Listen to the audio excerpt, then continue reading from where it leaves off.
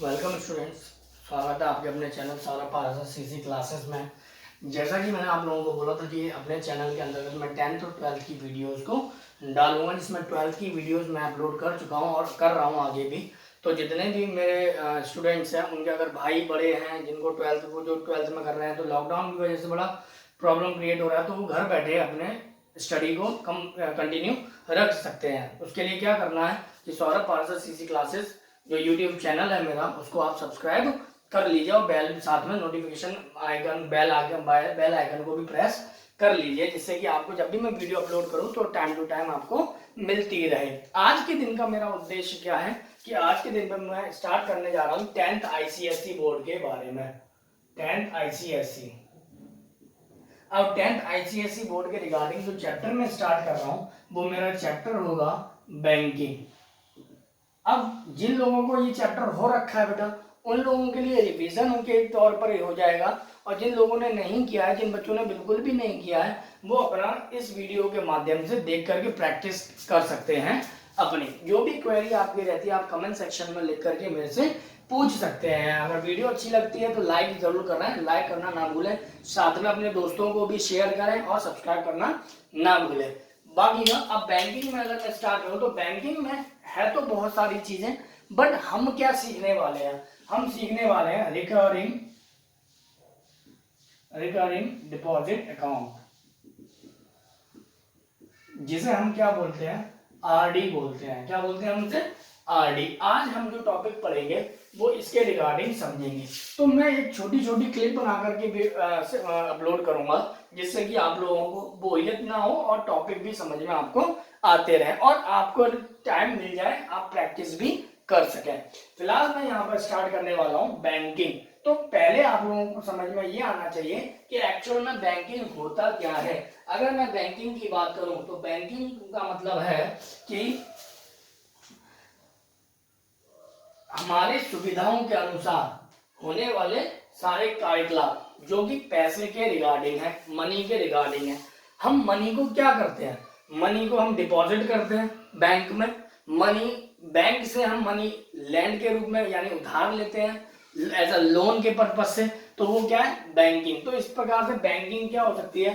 तो बैंकिंग एक प्रकार की इंस्टीट्यूशन है जो कैरी करता है on the business of lending और डिपॉजिटिंग द मनी, कि आप बैंकिंग के अंतर्गत पैसे को जमा कर सकते हो, आप लोन ले सकते हैं और भी बहुत सी चीजें आप कर सकते हैं। डेफिनेशन जो है आप बुक से भी कैरी कर सकते हैं बेटा जी। मेरा यहाँ उद्देश्य केवल समझाना है अपने टॉपिक को कि आप किस तरह से समझ सकते हैं।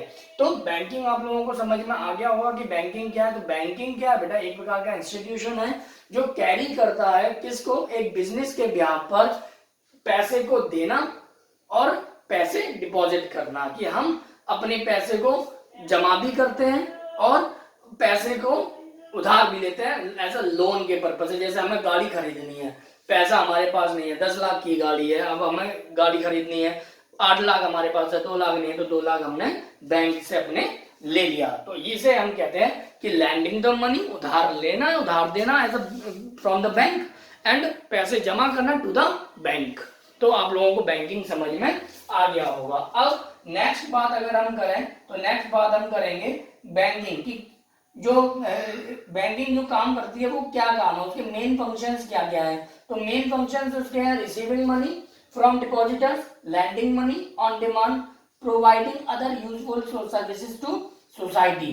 कि इस तरह से बैंकिंग के 3 काम आप देख लेते हैं। कौन कौन से आपने 3 काम देखे बेटा? कि आपने पहला काम तो देखा कि लैंडिंग मनी जो बैंक करती है, lending money to the customer. दूसरा काम क्या करती है बैंक? रिसीविंग मनी, कि वो पैसे क्या करती है? रिसीव करती है। थर्ड है कि जरूरत पड़ने पर सर्विसेज प्रोवाइड करवाती है। तो इस तरह से बैंकिंग के 3 काम हो जाते हैं। अब बात आती है टाइप्स ऑफ बैंकिंग की, कि कितने प्रकार के आपके बैंकिंग होती है। तो काफी सारे बैंकिंग में से out of the various types of banking, काफी सारे बैंकिंग में से हमारे पास में जो मेन है वो हम पढ़ेंगे रिकरिंग डिपॉजिट अकाउंट। हम कौन सा मेन पढ़ेंगे बेटा? रिकरिंग डिपॉजिट अकाउंट, जो हमने यहाँ पर बात की हुई है, रिकरिंग डिपॉजिट अकाउंट। तो यहाँ पर अगर हम रिकरिंग डिपॉजिट अकाउंट की बात करते हैं तो रिकरिंग डिपॉजिट अकाउंट क्या है? तो आपने देखा होगा कि हम लोगों को हमें बैंक द्वारा एक सर्विस प्रोवाइड की जाती है। उस केस में क्या होता है कि हम पर मंथ कुछ पैसा जमा करते हैं, हर महीने कुछ पैसा जमा करते हैं और कुछ पर्टिकुलर टाइम तक जमा करते हैं और उसके बाद में हमें कुछ इंटरेस्ट के साथ में हमें पैसा मिलता है। सपोज करो कि मैंने 2000 रुपए लिए और ये जो मेरा है वो हर पर मंथ में जमा कर रहा हूं बैंक में एज अ आरडी। कैसे बेटा? As a RD. मान लीजिए मेरे पास 2000 रुपए हैं, मैं पर मंथ जमा कर रहा हूं और कितने महीने के लिए कर रहा हूं बेटा? 6 महीने के लिए मैं जमा कर रहा हूं। तो उस केस में क्या होगा? सॉरी, 6 महीने के लिए मैं जमा कर रहा हूं तो क्या होगा बेटा? जैसे मान लीजिए 2000 है, फिर अगले महीने में मैंने 2000 रुपए जमा किए, फिर अगले महीने में मैंने 2000 रुपए जमा किए। इस तरह से करते करते 6 महीने तक मैंने किए। तो 2000 जब मैं 6 महीने तक करूंगा तो मेरा पैसा कितना हो जाएगा? 12,000 रुपए हो जाएगा। कितना रुपए हो जाएगा मेरा? 12,000 रुपीज। लेकिन जब मैं 2000 रुपए अपने जमा कर रहा हूं तो क्या बैंक मुझे केवल 12,000 रुपए देगी? नहीं बेटा, वो उस केस में आपको कुछ इंटरेस्ट लगा करके भी देगी। भाई आपको कुछ बेनिफिट भी तो होना चाहिए, तभी तो आप कुछ काम करेंगे।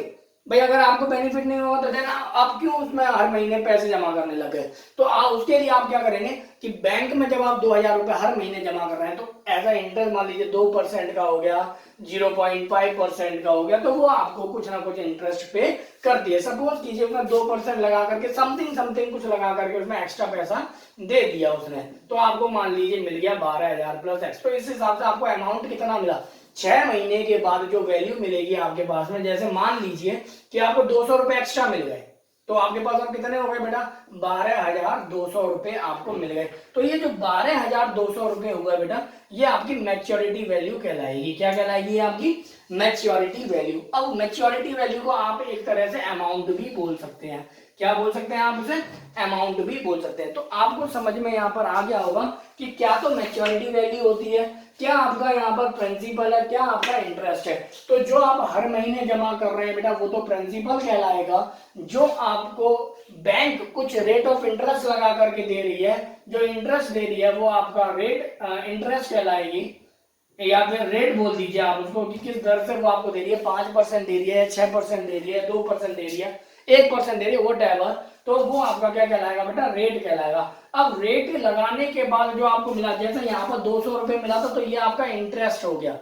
अब आपने जब प्रिंसिपल अमाउंट में 12,000 रुपए में आपने जब 200 रुपए ऐड कर दिए तो 12,200 रुपए हो गया, जो आपकी क्या कहलाएगी? मैच्योरिटी वैल्यू कहलाएगी। अब ये मैच्योरिटी वैल्यू आप इसे अमाउंट भी बोल सकते हैं। तो ये तो हो गई जनरल बात कि हम किस तरह से मैच्योरिटी वैल्यू फाइंड करते हैं, किस तरह से हम इसे समझते हैं। लेकिन यहाँ पर हम एक चीज और जान लेते हैं, computing maturity value of a recurring deposit account. अब हम क्या जानेंगे? हम एक फॉर्मूला निकाल लेते हैं जिससे हमें एग्जैक्ट पता चल जाएगा कि किस तरह से हमें वैल्यू फाइंड आउट होती है। तो यहां पर अगर मैं बात करूं तो बेटा मैं यहां बात करूंगा कैलकुलेट या कंप्यूट मैच्योरिटी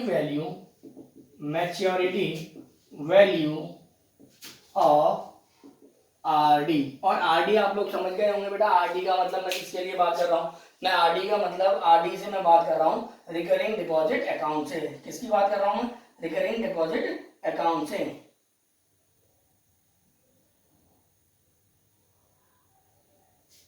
तो अब यहां पर एक चीज समझते हैं कि जैसे मैंने यहां बोला compute maturity value of RD. क्या करना है मेरे को बेटा? मुझे कंप्यूट करना है। क्या करना है? कंप्यूट मैच्योरिटी वैल्यू को कंप्यूट करना है। किसके लिए करना है बेटा? RD.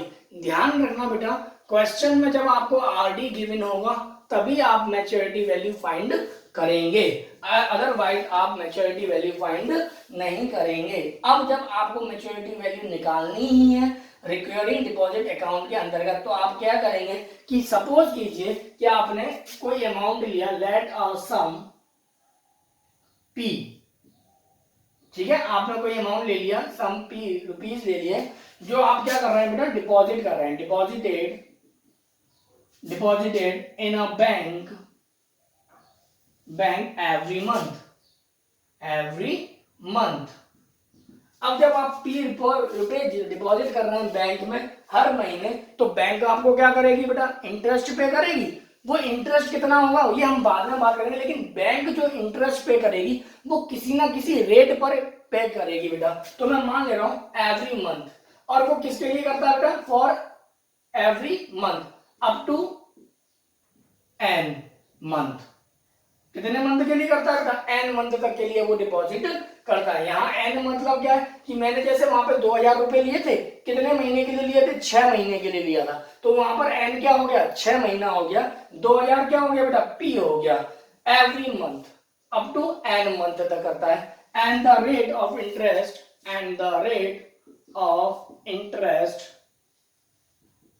Interest is given R% per year. और आपको क्या दिया जा रहा है बेटा, आपको जो रेट ऑफ इंटरेस्ट दी जा रही है वो R% पर ईयर दी जा रही है बेटा जी।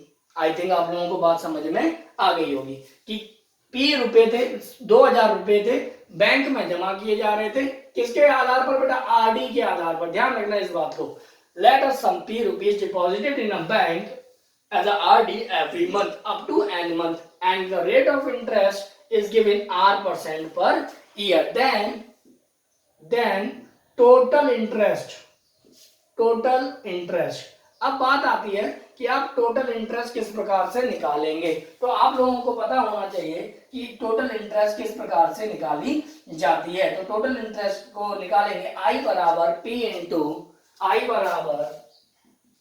Into n into n plus 1 upon 2 into 12 into R upon 100। अगर वीडियो अच्छी लग रही है तो लाइक जरूर कर दीजिए।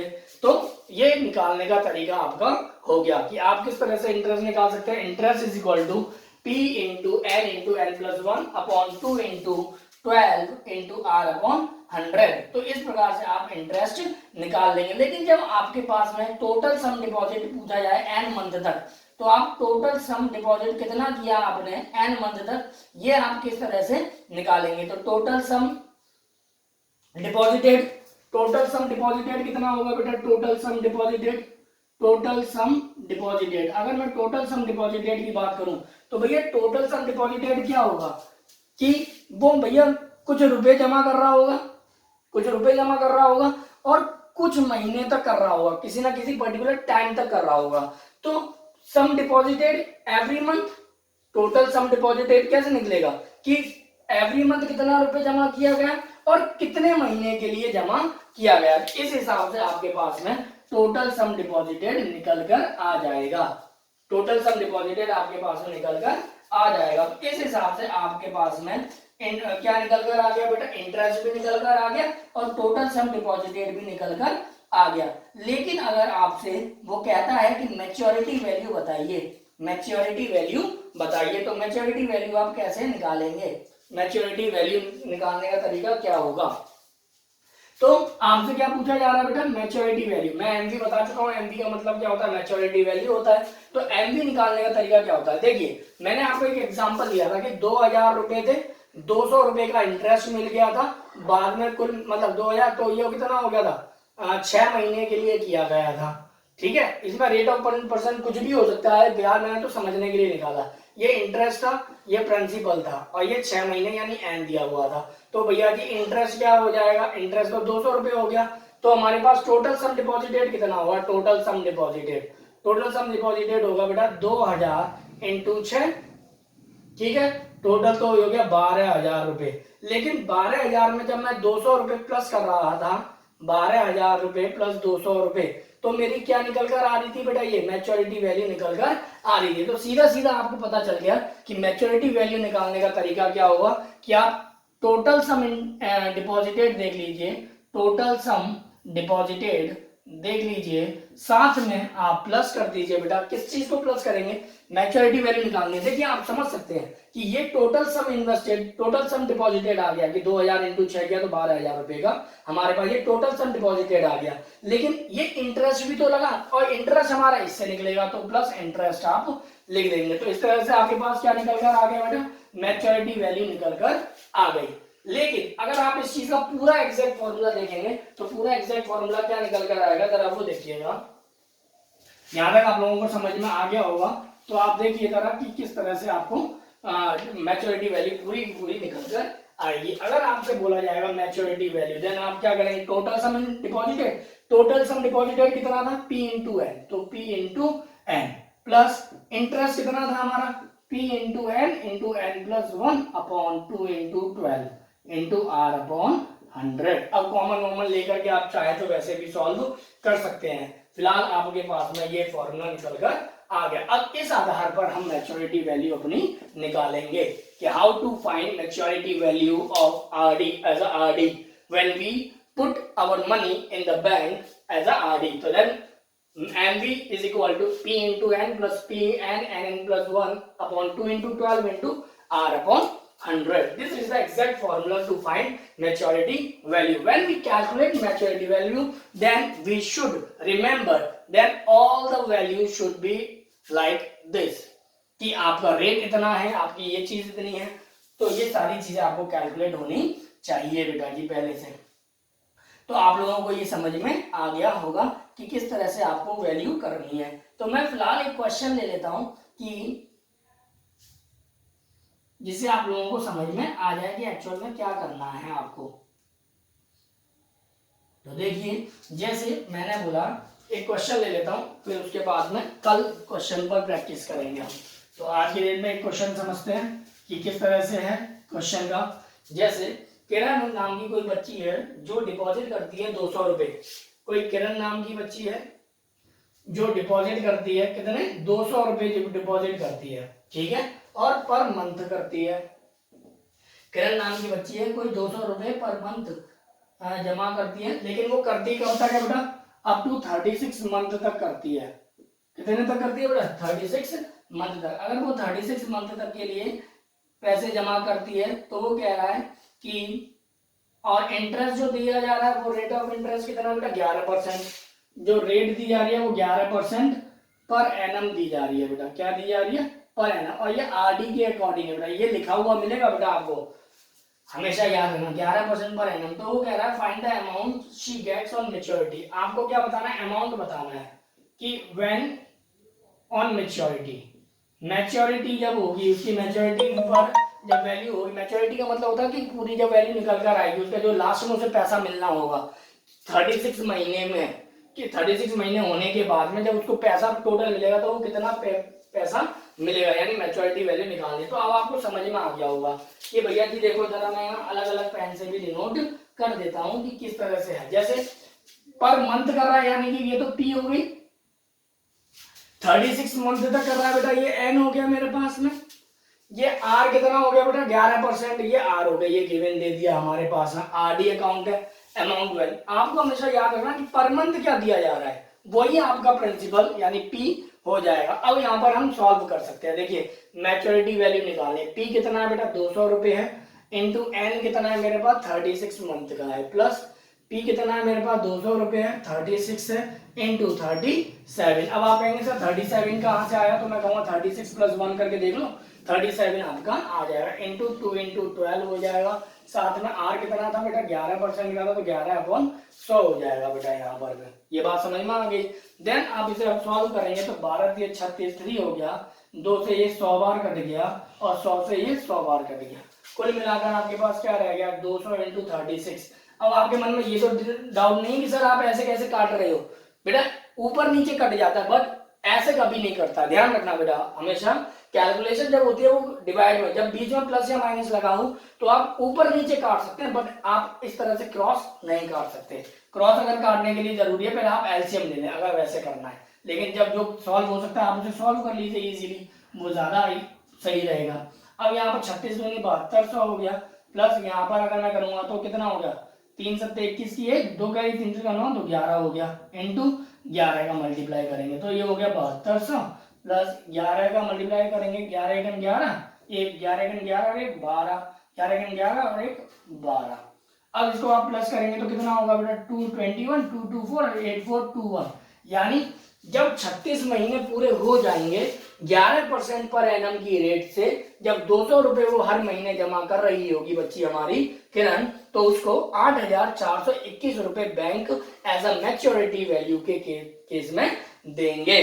तो आई थिंक आप लोगों को ये टॉपिक समझ में आ गया होगा। अगर ये टॉपिक आप लोगों को समझ में आ गया है तो वीडियो को लाइक करें, ज्यादा से ज्यादा शेयर करें अपने फ्रेंड्स में, क्योंकि लॉकडाउन का टाइम चल रहा है तो मैं चाहूंगा कि मेरे सभी बच्चे अभी घर पर बैठ करके तैयारी करें, क्योंकि हमारा बोर्ड एग्जामिनेशन है तो मैं कोई भी कमी अपनी तरफ से नहीं छोड़ूंगा।